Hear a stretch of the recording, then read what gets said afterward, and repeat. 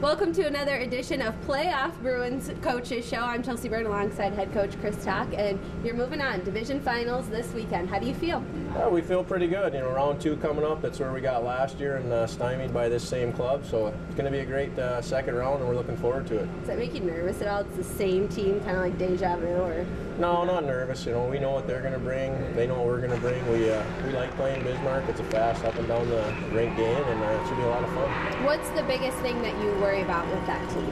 Another goaltender could be really lights out, but we just faced that in Tyler Parks and Minot. We won 1-0, 2-1. I think every game was a real tight game against them, and a lot of that has to do with the goaltender. So we understand what we need to do, and we played a lot of tight games, and that's what we expect this next round. Right, I remember you mentioning that their goaltender was kind of like your biggest focus, and also the 60 minutes of hockey. Did you feel like that took a step forward this past weekend? I think it did take a step forward, especially on Saturday night, where it possibly could go the other way because you're playing your second game of the weekend, and it's such a tight game, and any mistake could definitely be the one that matters in the game.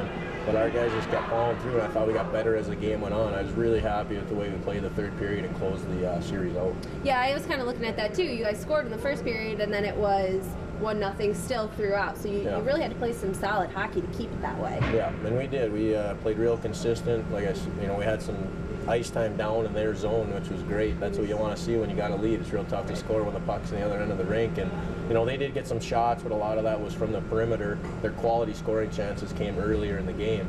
I think they did outshoot us in the third, but like I said, it was a lot from the perimeter, and that's what we did a good job of taking care of the front of the net.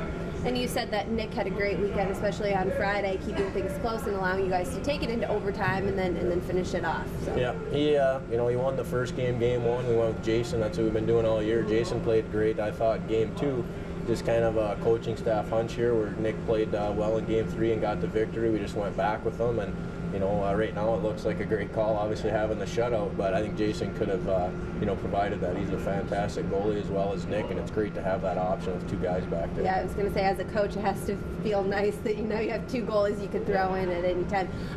What's the club feeling like right now? Are they worn out? Are they excited? Or what's the feeling? My gut is that we're a bit tired. Yeah. We did have some decent life in practice. It was a little bit up and down, some ebbs and flows, but I think we, a little bit tired, definitely. We didn't get back till 9 in the morning on Sunday, so got to shake the legs out of the guys today a little bit. Didn't have a hard, demanding practice on them, but I think they're tired, and just playing in a playoff series is a little bit more stress on you, and that causes you to be just as tired as the actual physical exertion. So I'm sure they're tired, and like I said, we'll give them some rest this week to make sure they're ready to go Friday. And you mentioned Wednesday, you kind of give them the option to say, hey, I don't feel so great, I'm going to take it slow. Yep. Why do you do that? What's the mindset behind that? Well, there's guys they're different. They have different things that make them go and what get them ready for games. Some guys are like, I'm really tired, I'm going to take the day off, make sure I have the energy on Friday. Other guys, when they take days off, they feel worse. Right. And they each know their own. So for us to be saying everybody's taking a day off or everybody's going to skate, it just doesn't go. So we try to teach them to make your own decisions, grow up, be a mature individual, and that's another step in that direction for them, is growing off, understanding what they have to do to be prepared to play on Friday night. Which is a testament to your coaching staff that you have the confidence in them to allow them to make that decision. I kind of, at least the way that I look at it. Yeah, that's for sure. You can't say that you want them to grow and mature and then you take every decision away from them and say, no, you're doing this, you're doing that. You got to give them and put them in opportunities where they got to make decisions. Pretty much out on the game, they have to make the decisions. We can help with the communication and show them things, but they're out there. They gotta do it. So the things that we can, give them the opportunity to grow up and mature, we try to do that as best and much we can. John Simonson had a great weekend too. Have you seen him kind of come back into his own in the last couple weeks, or I don't know.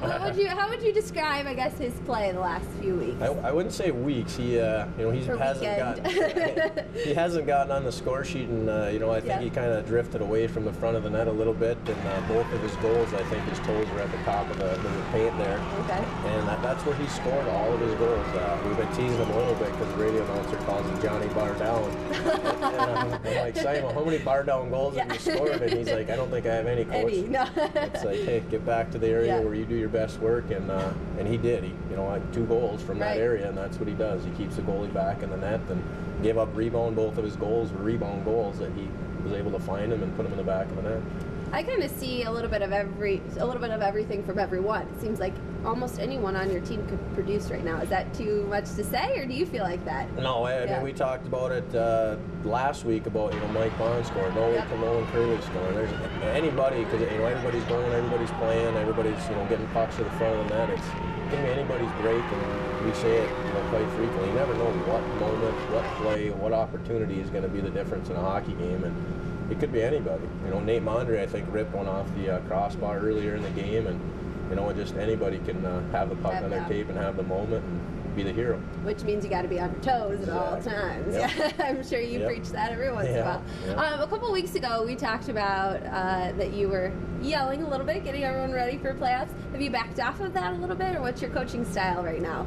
Well, I would say it fluctuates. Keep them on their toes a little bit. Yep. You could probably ask Riley or one of the other players. I did something a little bit different out of my character, actually, even before the game on Saturday night, just to try to loosen the guys up and let them know, hey, we all have vulnerabilities here, maybe something we're not so good at, and we got to be able to take our guards down and be able to open ourselves up to it. And the guys are pretty loose going into Saturday night's game, and it's good. That's what we have to be. We have to be loose.